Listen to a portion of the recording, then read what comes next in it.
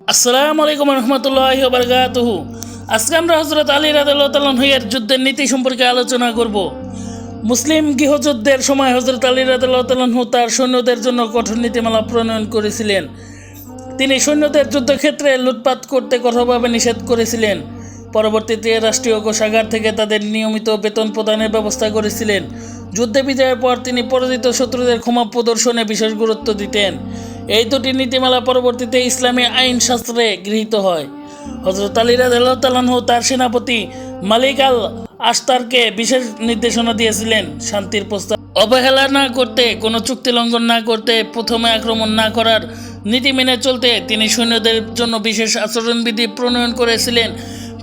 বেসামরিক জনগণকে হয়রানি না করতে, আহত পলায়ন শত্রু সৈন্য হত্যা না করতে, মৃতদেহ বিকৃত না করতে, অনুমতি ছাড়া ব্যক্তিগত বাসস্থানে প্রবেশ না করতে, কোনো প্রকার লুটতরাজ না করতে, নারীদের প্রতি কোনো প্রকার অত্যাচার না করতে।